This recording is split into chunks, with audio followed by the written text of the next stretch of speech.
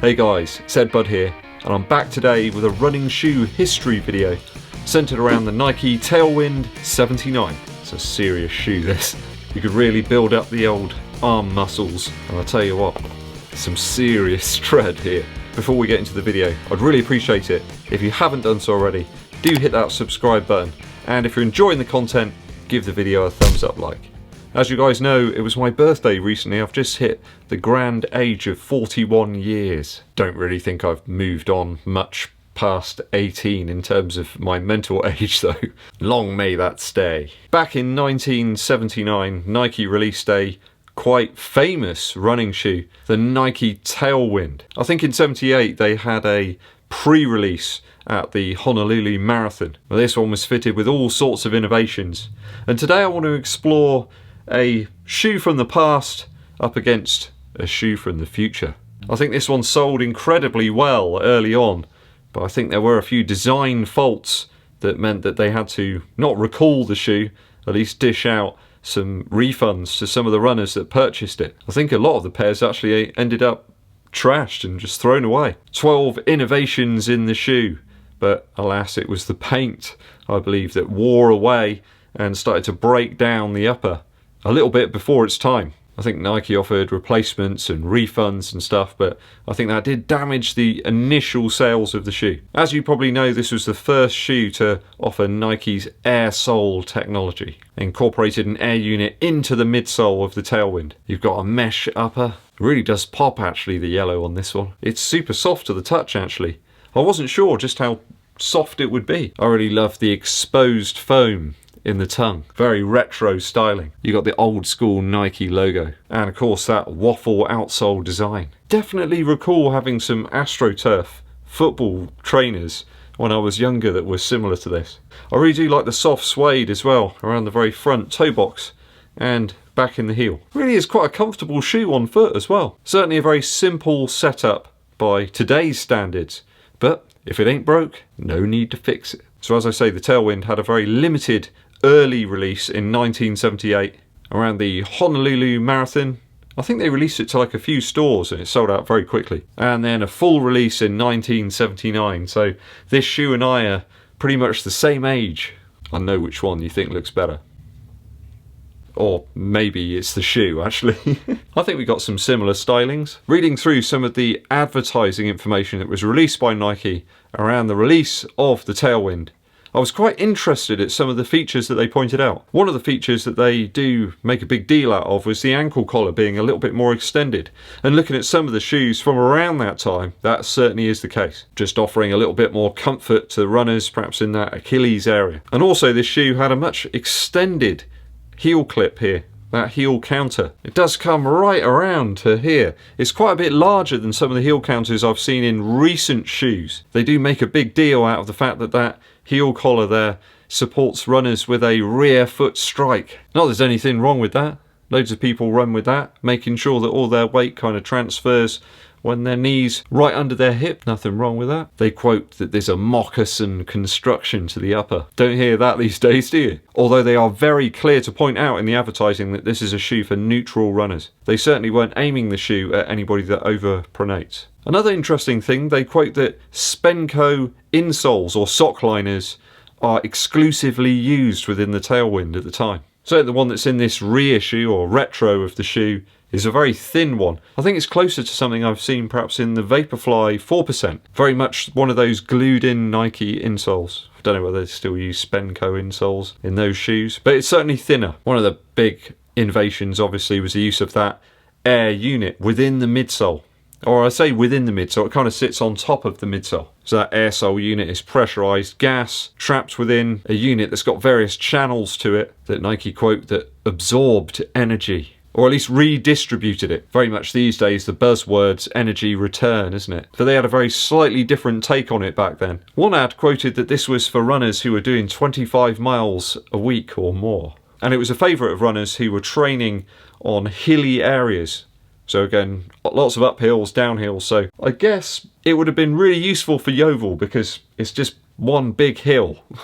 They certainly don't recommend it for trails at all. Back on the old adverts, it did say that it wasn't for use on trails, on unstable or uneven areas.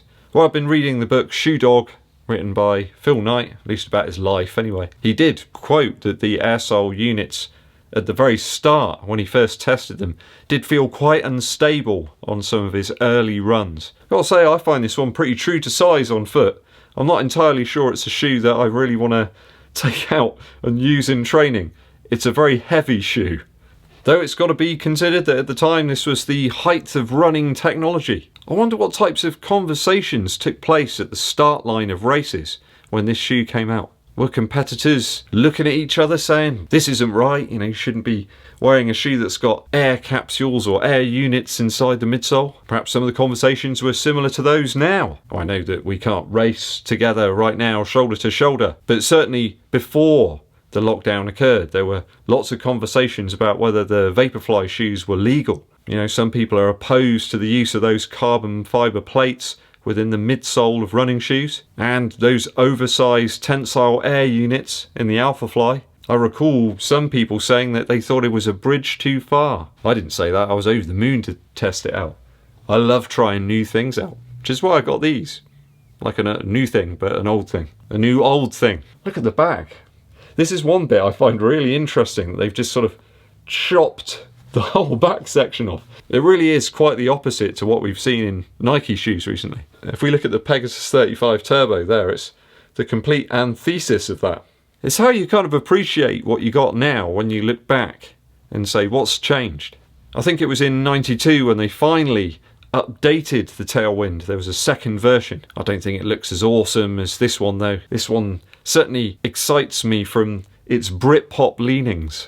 Sort of like indie looking. I can imagine wearing my corded flares and still getting away with it rocking this shoe. I think by '97 the Tailwind was just this big and bulky thing. I mean, that's probably some people's bag, but I don't think it looks as sleek and characterful as this original version. So this retroed version of the Tailwind 79 clocks in at 367 grams. So that's a clear 110 grams or so heavier than the Saucony Endorphin Pro. Certainly quite a weighty offering for a UK size 11. How close is this to the original in terms of the materials and fit? Well, Nike do suggest that the materials are as close as they could get. Certainly the fit's quite narrow. I wouldn't say it's not true to size for me.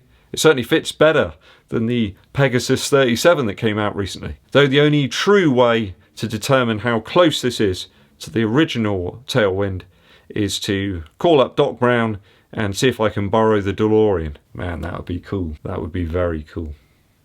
I think the reason I feel some affiliation to this shoe is because it was released in my birth year, really. 41 years later, we've still got retros of this shoe coming out. And I think comparing it up against something like the Alphafly, it really puts things into perspective. Back in '79, this shoe retailed for $50 and was in fact the first running shoe to hit that price point. In terms of inflation, that's equal today to about $189. So are running shoes getting more expensive? I would suggest yes, they probably are for a top line model like this, but I think that perhaps the problem isn't quite as bad as we make it out to be sometimes. Yes, that Alphafly is a ridiculous price, very expensive, but when you consider that you can pick up the Saucony Endorphin Pro for around about the same amount that this would have costed back in '79, I think that makes that shoe a really great deal. I'm not sure I'll be running any half marathon time trials in this one though. Runner's World did do a review of this shoe back in 1980, and aside from blowing all the other running shoes of that year aside in terms of cushion, they did find that it was a little lacking in terms of flexibility, and even then they found it quite weighty. Interesting looking at the early patents of the air sole technology. Almost looks a little bit like a blow-up airbed that you can get. You'd perhaps use if you went camping or something like that. It looked like they were experimenting with various different numbers of channels. So the parts of your foot would lay between the different channels, and then less channels towards the rear of the shoe. Perhaps that's where the differences in PSI came into play. As we move forwards, Nike have played around with different pressures across different parts of the foot. Nonetheless, a very interesting historic running shoe to take a look at today. Something a little bit different for you. It's absolute night and day in terms of the weight of these two shoes. We can see that the reliance on midsole cushion is still there, but a totally different implementation of air technology between the two. 41 years, and this is the movement, this is the direction that we've gone in. A much, much lighter upper, much more breathable certainly, and refining the materials used down to the lightest that we can find, returning the most energy we can. So 2 shoes of history. Hope you've enjoyed this quick look at the Nike Tailwind 79. Picked that one up for a crazy deal. I think it was about £39 on the Nike site. I'm going to get out there and see what they can do with my 41-year-old legs. 41-year-old shoe, 41-year-old legs. Not sure that the results will be superb. It's probably more down to me. If you've worn the Tailwind, or you've got any opinions, views on it, or any questions, please place them in the comments below. A quick musical interlude for you. One of my favourite albums to dig out when things don't seem right. What's Going On by Marvin Gaye. I've got 3 vinyl copies of this and my CD copy, and I've certainly been listening to it over the last few days. Flying High in the Friendly Sky. Really beautiful album. If you haven't ever heard it, I do suggest you go and check it out. Stay safe, people. Thanks for watching through to the very end of the video, guys. I really appreciate it. If you're interested in run and shoe content, then you've hit the right place. Do hit that subscribe button. Click the bell for notifications below of when new videos are launched. I'd really appreciate it, and it does help the channel out a lot if you give this video a thumbs up. Please share it with your running buddies. My name's EDDBUD, and I'll be seeing you.